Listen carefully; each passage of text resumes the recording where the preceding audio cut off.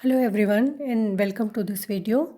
हम पढ़ रहे थे केमिकल काइनेटिक्स और अब हमको पढ़ना है experimental methods of chemical kinetics या रासायनिक बलगतिकी के अध्ययन की प्रायोगिक विधियाँ। एक बार थोड़ा सा रिवाइज कर लेते हैं।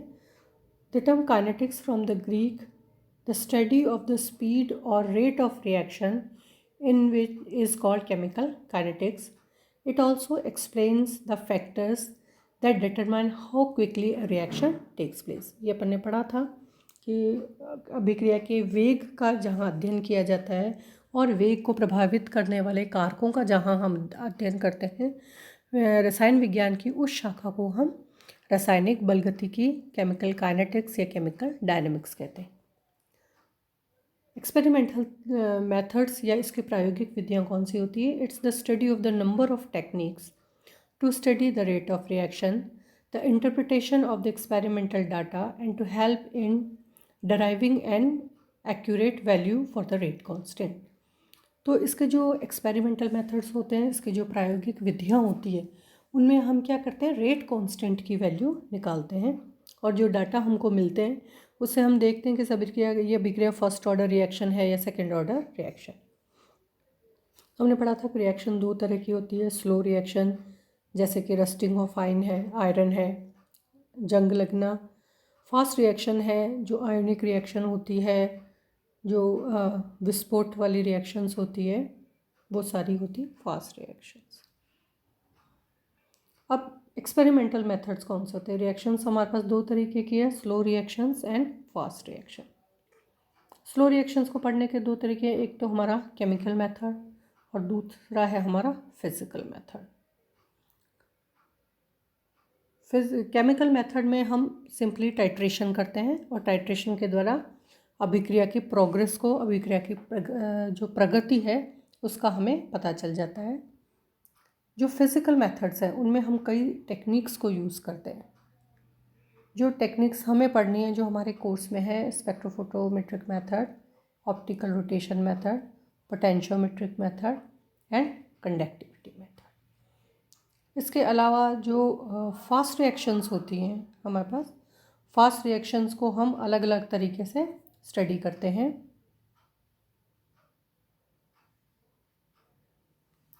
Kinetics of slow reactions.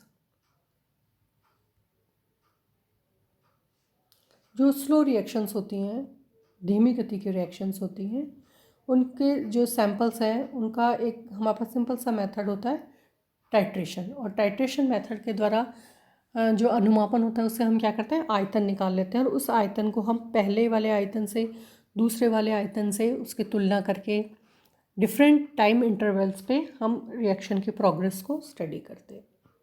हमारे लिए जो इम्पॉर्टेंट है वो है फिज़िकल मेथड्स, और फिज़िकल मेथड में भी हमारे पास हमारे लिए इम्पॉर्टेंट है spectrophotometric method, rotational method, potentiometric method and conductivity method. तो अब हम इनको एक एक करके पढ़ना स्टार्ट करते हैं। सबसे पहला है हमारा स्पेक्ट्रोफोटोमेट्रिक मेथड। स्पेक्ट्रोफोटोमेट्रिक मेथड के द्वारा किसी भी रिएक्शंस की काइनेटिक्स को हम स्टडी कर सकते हैं, क्योंकि रिएक्शन में एक्चुअली क्या होता है, कुछ बॉन्ड्स टूटते हैं, कुछ नए बॉन्ड बनते हैं और कुछ इंटरमीडिएट प्रोडक्ट्स भी बनते हैं। तो इसका मतलब क्या हुआ कि किसी भी रिएक्शन में जो रिएक्टेंट है या जो प्रोडक्ट है, अल्ट्रावायलेट स्पेक्ट्रम में उनके जो एब्जॉर्प्शन बैंड होते हैं उनके लैम्डा मैक्स के मान अलग अलग होते हैं, लेकिन रिएक्टेंट या प्रोडक्ट में से भी किसी भी एक के लिए लैम्डा एक्स के मान स्टेबल होते हैं और उस लैम्डा एक्स के मान पर हम ऑप्टिकल डेंसिटी या प्रकाशिक घनत्व या एब्जॉर्बेंस का मान अभिक्रिया के अलग अलग टाइम इंटरवल्स पे हम उसको नोट कर लेते हैं। अभिक्रिया की जैसे जैसे प्रगति होगी, जैसे जैसे रिएक्शन आगे बढ़ेगी, रिएक्टेंट की कंसंट्रेशन कम होती जाएगी और प्रोडक्ट्स की कंसंट्रेशन बढ़ती जाएगी। इससे क्या होगा, उनकी जो ऑप्टिकल डेंसिटी है उनकी वैल्यू भी कम या ज़्यादा होगी और इन वैल्यूज़ को हम नोट करके और फिर हम रेट कांस्टेंट की वैल्यू को कैलकुलेट करते हैं।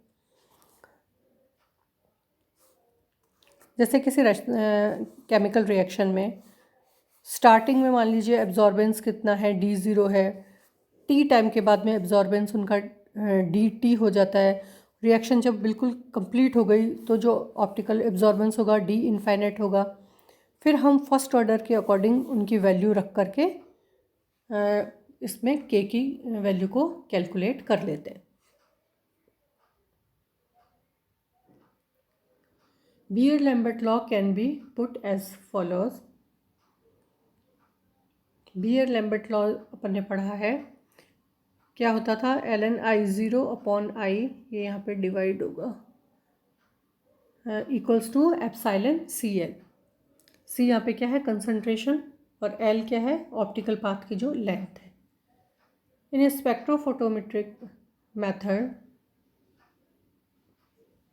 it is possible to study the reaction by measuring optical density at a particular wavelength as a function of time। ठीक है, हर पर्टिकुलर टाइम इंटरवल के ऊपर 10 सेकंड के बाद, 20 सेकंड के बाद, 30 सेकंड्स के बाद हम ऑप्टिकल डेंसिटी को मेज़र कर लेते हैं। तो optical density will be proportional to the concentration, और वो कंसंट्रेशन का प्रोपोर्शनल होती है। तो जहाँ हम कंसंट्रेशन रखते थे अपने फॉर्मूलाज में, वहाँ अब हम क्या रख लेंगे, optical density. Using this curve it's possible to determine the unknown concentration of the reactant at various intervals of time. और इसका एग्जांपल है kinetics of alkaline hydrolysis of methyl acetate can be measured at 332 nanometre by withdrawing thermostated reaction mixture at suitable interval of time. The specific reaction constant can be calculated by using this equation। अब ये वाली जो equation है first order reaction है, तो K is equal to क्या हो जाएगा, 2.303 अपॉन टी।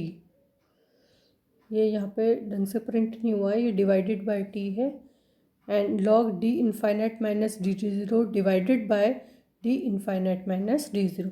तो जो ऑप्टिकल डेंसिटी है, डी से हम क्या कर रहे हैं, ऑप्टिकल डेंसिटी, डी ज़ीरो का मतलब क्या, ऑप्टिकल डेंसिटी जो शुरू में हम ली थी, डी इनफाइनाइट ऑप्टिकल डेंसिटी जब आपकी रिएक्शन कंप्लीट हो गई। टी क्या है, टाइम इंटरवल जिस टाइम पर आप इसको कैलकुलेट कर रहे हैं, और के हमारा रेट कांस्टेंट है। तो हम डिफरेंट इंटरवल्स पर ये सारी वैल्यूज़ को लेंगे और इस फॉर्मूला में रख करके हम इसको के की वैल्यू कैलकुलेट कर सकते हैं। ये आपका स्पेक्ट्रोफोटोमीटर है जो हमको यहाँ पे नज़र आ रहा है, ये स्पेक्ट्रोफोटोमीटर है, और इसका ये पूरा डायग्राम है कि इसमें किस किस तरीके से हम सैंपल रखते हैं और फिर ऑप्टिकल डेंसिटी को हम कैलकुलेट कर लेते हैं। ऑप्टिकल डेंसिटी क्योंकि कंसंट्रेशन के बराबर है, तो जहाँ जो कंसंट्रेशन टर्म्स थी हमारी, उन कंसंट्रेशन टर्म्स की जगह हम क्या लिख लेंगे, ऑप्टिकल डेंसिटी।